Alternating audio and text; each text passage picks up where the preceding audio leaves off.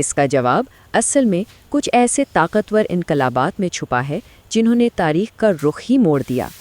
آج ہم یہی دیکھنے والے ہیں کہ آخر ان اہم واقعات نے اس جدید دنیا کو بنایا کیسے۔ سوال بالکل یہی ہے کہ ہم یہاں تک پہنچے کیسے؟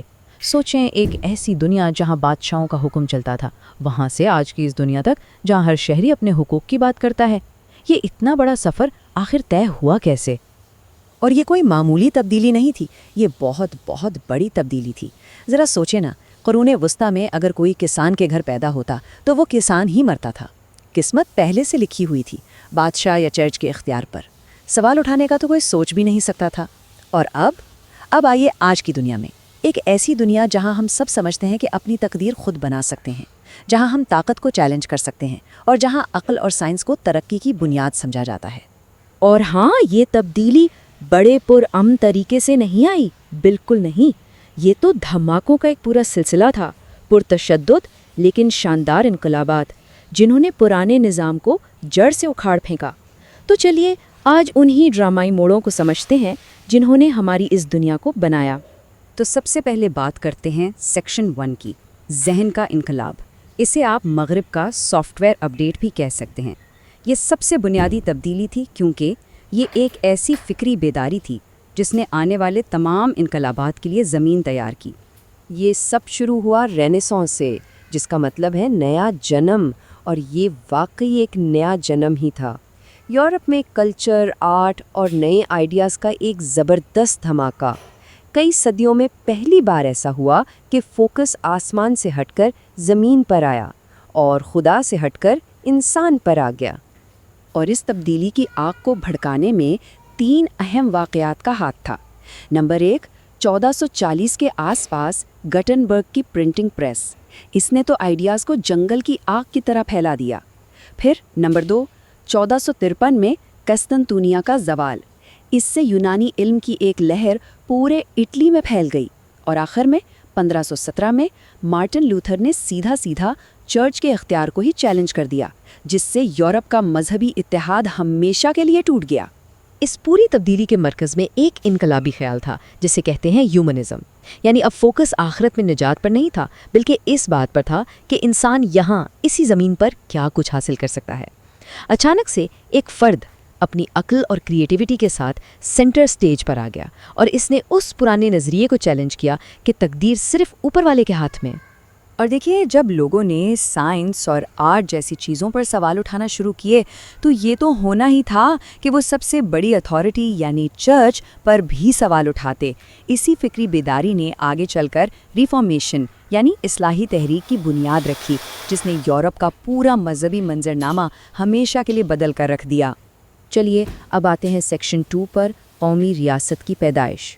انفرادی قدر اور عقل کے یہ نئے آئیڈیاز صرف کتابوں تک محدود نہیں رہے، نہیں، یہ سیاست کی دنیا میں ایک دھماکے کی طرح داخل ہوئے، اور انہوں نے حکومت کرنے کا طریقہ ہی بدل دیا۔ امریکی انقلاب کا یہ نعرہ نمائندگی کے بغیر کوئی ٹیکس نہیں، اصل میں اس پوری تحریک کا خلاصہ ہے۔ سیدھی سی بات تھی، امریکی کالونیوں کی بنیادی شکایت یہی تھی کہ ایک ایسی پارلیمنٹ ان پر ٹیکس لگا رہی ہے جہاں ان کا کوئی نمائندہ ہی نہیں بیٹھا۔ وہ سیاسی حقوق مانگ رہے تھے، وہ خود مختاری مانگ رہے تھے۔ تو آئیے دیکھتے ہیں کہ یہ سب ہوا کیسے۔ سٹیپ 1، غیر منصفانہ ٹیکس۔ برطانیہ نے اپنی جنگوں کے خرچے پورے کرنے کے لیے سٹیمپ ایکٹ جیسے قوانین لگا دیے۔ سٹیپ 2، کالونیوں کا احتجاج۔ کالونیوں نے مل کر برطانوی سامان کا بائیکاٹ شروع کر دیا۔ سٹیپ 3، جنگ آزادی۔ ایک انقلاب لڑا گیا تاکہ ایک ایسی نئی قوم بنائی جا سکے جو جمہوری اصولوں پر چلے۔ اور آخر میں سٹیپ 4، ایک نیا بلو پرنٹ۔ امریکی آئین نے دنیا کی پہلی جدید جمہوری ریاست قائم کر دی۔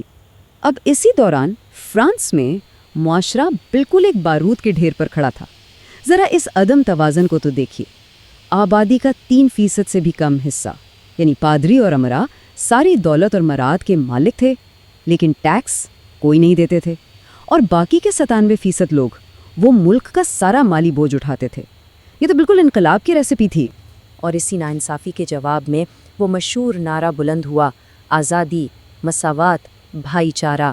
یہ صرف لفظ نہیں تھے، نہیں، یہ ایک ایسی دنیا کا مطالبہ تھا جہاں حقوق پیدائش کی بنیاد پر نہیں بلکہ انسان ہونے کی وجہ سے ملیں۔ یہی فرانسیسی انقلاب کا دل تھا۔ اب ہم آتے ہیں اپنے تیسرے حصے پر، تبدیلی کا انجن یعنی صنعتی انقلاب۔ اب ہم دیکھیں گے کہ کس طرح پیداوار میں آنے والے ایک انقلاب نے دنیا کو مادی طور پر ہمیشہ کے لیے بدل کر رکھ دیا۔ لیکن سوال یہ ہے کہ برطانیہ ہی کیوں؟ خیر، وہاں ایک قسم کا پرفیکٹ اسٹارم بنا ہوا تھا۔ ایک تو یہ جزیرہ ہونے کی وجہ سے یورپ کے جنگوں سے محفوظ رہا، پھر اس کی زمین کے نیچے کوئلہ اور لوہا بھرا پڑا تھا جو اس انقلاب کا ایندھن بنے۔ اس کی عالمی کالونیوں سے کچا مال اور مارکیٹ دونوں مل رہے تھے، تجارت سے آنے والا پیسہ بھی تھا فیکٹریوں میں لگانے کے لیے، اور سب سے بڑھ کر ایک ایسا سیاسی نظام تھا جو نئے آئیڈیاز کو سپورٹ کرتا تھا۔ بس پھر کیا تھا، ان سب چیزوں نے مل کر ایک ایسی تبدیلی کی راہ ہموار کی جس نے دنیا کو ہلا کر رکھ دیا۔ نئی ایجادات نے نا زندگی کا ڈھنگ ہی بدل دیا۔ دیکھیے، پیداوار جو پہلے گھروں میں ہوتی تھیں اب بڑی بڑی فیکٹریوں میں منتقل ہو گئیں۔ فلائنگ شٹل اور سپننگ جینی جیسی ایجادات نے ٹیکسٹائل کی پیداوار کو اتنا بڑھا دیا کہ لاکھوں لوگ دیہاتوں سے شہروں کی طرف کھنچے چلے آئے، اور اس سے ایک بالکل نیا شہری مزدور طبقہ پیدا ہوا۔ لیکن اس پورے انقلاب کا اصل انجن بھاپ کا انجن تھا۔ اس نے فیکٹریوں کو پاور دی، ٹرینوں کو چلایا، بحری جہازوں کو رفتار دی، اور اس نے دنیا کو چھوٹا کر دیا، فاصلے کم ہو گئے۔ یہی وہ ٹیکنالوجی تھی جس نے جدید معیشت کی بنیاد رکھی۔ چلیے سیکشن 4 دیکھتے ہیں، آگ میں بنی قوم۔ دیکھیے، نئی قومی ریاستیں بنانا ایک بات تھی، لیکن انہیں قائم رکھنا بالکل دوسری۔ امریکی خانہ جنگی اس نئے تصور کا سب سے بڑا امتحان تھی، ایک وحشیانہ ٹکراؤ جس نے یہ طے کرنا تھا کہ کیا ان انقلابی آئیڈیاز پر بنایا گیا ملک واقعی زندہ رہ سکتا ہے۔ یہاں آپ یونین یعنی شمال اور کنفیڈریسی یعنی جنوب کے درمیان بنیادی فرق دیکھ سکتے ہیں۔ شمال کی معیشت صنعتی تھی جو آزاد مزدوروں پر چلتی تھی، جبکہ جنوب کی معیشت زرعی تھی اور اس کا پورا انحصار غلاموں کی محنت پر تھا۔ نظریاتی طور پر یہ ایک متحدہ قوم کے تصور اور ریاستوں کے حقوق کے درمیان لڑی جانے والی جنگ تھی۔ 6,20,000، صرف اس عدد پر غور کریں۔